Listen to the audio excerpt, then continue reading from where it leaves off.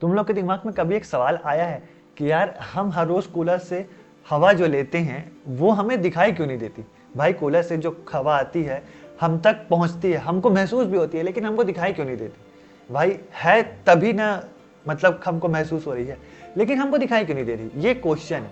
ठीक, तो आज हम इसी क्वेश्चन को आइडेंटिफाई करने वाले हैं। तो जिसको भी मेरे साथ बने रहना है और इस क्वेश्चन का आंसर जानना है, चलो मेरे साथ। हमारे घर में जो कूलर है ना, उसकी हवा हम तक पहुंचती है, हमको महसूस भी होती है, लेकिन हमको दिखाई नहीं देती, जबकि वो रहती हमेशा हमारे आसपास ही है, लेकिन फिर भी वो हमें दिखाई नहीं देती। इसका सिर्फ एक ही रीजन है कि जिस चीज के ऊपर लाइट पड़ेगी और वो लाइट आर पार हो जाएगी, वो चीज हमारे आंखों को दिखाई नहीं देगी। याद रखना इस चीज को, जिस चीज के ऊपर लाइट पड़ेगी और वो लाइट आर पार हो जाएगी।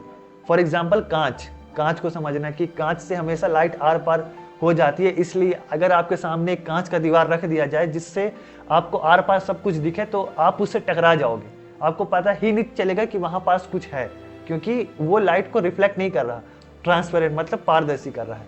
ठीक है, उसी की जगह ये पीछे एक दीवार है, ठीक है, ये ट्रांसपेरेंट नहीं है, समझना, ये ट्रांसपेरेंट नहीं है, इससे लाइट टकरा कर हमारे आंखों की तरफ आ रही है, इसलिए ये हमको दिखाई दे रहा। ठीक है, ये सिंपल सा एक तरीका है जिससे आप समझ सकते हो कि हमें हवा के जो मॉलिक्यूल्स हैं, जो कण हैं, वो क्यों नहीं दिखाई देते। सिंपल सा तरीका है।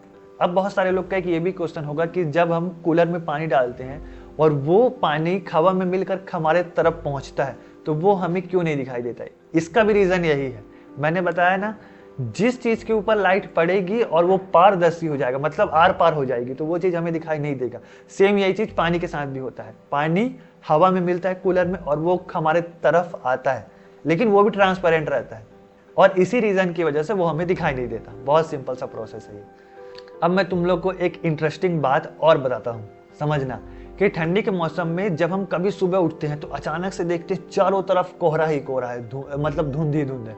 ऐसा क्यों होता है पता है? मैंने अभी कहा कि पानी ट्रांसपेरेंट होता है, ठीक, मतलब वो लाइट को आर पार कर देता है, जिसकी वजह से वो हमें दिखाई नहीं देता, मतलब पानी की जो बूंदें होती हैं वो ट्रांसपेरेंट होती है, लेकिन फिर हमें धुंध क्यों दिखाई देता है? ये भी एक क्वेश्चन बनता है। तो इसका सिंपल सा आंसर ये है कि धुंध हमें इसलिए दिखाई देता है क्योंकि ठंडी के मौसम में सारे मॉलिक्यूल्स की बात नहीं कर रहा, जो कुछ पानी के जो छोटे छोटे कण होते हैं वो हल्का हल्का लाइट को रिफ्लेक्ट करते हैं, हल्का हल्का, बिल्कुल बहुत कम मात्रा में, जिसकी वजह से वो हमें धुंध के रूप में दिखाई देता है। इसीलिए धुंध में हमेशा पीले कलर की लाइट का यूज करना चाहिए, पीला या लाल, जिसकी वजह से वो पारदर्शी हो जाता है। गाड़ियों में अक्सर ये चीज यूज होती है, ठीक है, तो इस चीज को आप यूज करके और ट्रैक करके भी देख सकते हो।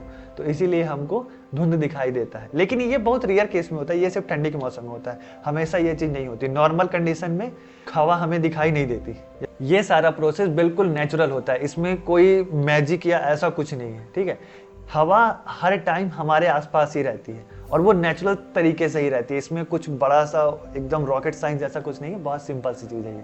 तो जिसको सीखना है ना, वो इस तरीके से भी सीख सकता है। तो अगर मैं इस वीडियो को सम अप करूं और एक लाइन में बता दूं कि मैंने क्या क्या बोला है, तो आप इस चीज़ को ऐसे समझ सकते हो कि जैसा कि मैंने वीडियो में बताया, जिस चीज़ के ऊपर लाइट पड़ेगी और वो रिफ्लेक्ट होगी तो वो हमें दिखाई देगा, ठीक है, और जिस चीज़ के ऊपर लाइट पड़ेगी और वो, समझना, पड़ के आर पार हो जाएगी, मतलब ट्रांसपेरेंट हो जाएगी, तो वो चीज़ हमें दिखाई नहीं देगी। ये सिंपल सा प्रोसेस है, इसीलिए हवा हमें दिखाई नहीं देता, और कूलर का जो ठंडा पानी, जो फ्रेश एयर होता है, एसी की जो हवा होती है, वो भी हमें दिखाई नहीं देती, पंखे की जो हवा होती है वो भी इसीलिए नहीं दिखाई देती। ठीक है, समझ में आ गया? अगर तुम लोग को कभी भी कहीं भी कोई भी चीज़ ऐसा देखकर लगता है ना कि यार ये चीज़ क्यों होती है, तो उस चीज़ को कमेंट सेक्शन में लिखो, मैं उसको आइडेंटिफाई करूंगा और उसके ऊपर हम डीपली बात करेंगे कि यार ऐसा होता क्यों है, जैसे कि हमने इस वीडियो में बात करी है। तो अगर ये वीडियो अच्छी लगी तो अपने थॉट्स कमेंट सेक्शन में ज़रूर लिखना, ठीक है। मैं लाइक और सब्सक्राइब करने के लिए बिल्कुल नहीं कहूँगा, वो आपकी मर्जी है। अगर वीडियो अच्छी लगती है तभी करना, नहीं तो कोई बात नहीं, भाई तो अपना काम करता रहेगा। तो आज के लिए बस इतना ही। अपना ध्यान रखो, फैमिली का ध्यान रखो, और हमेशा मुस्कुराते खिलखिलाते एकदम मौज मस्ती के साथ एंजॉय करते रहो। Bye bye.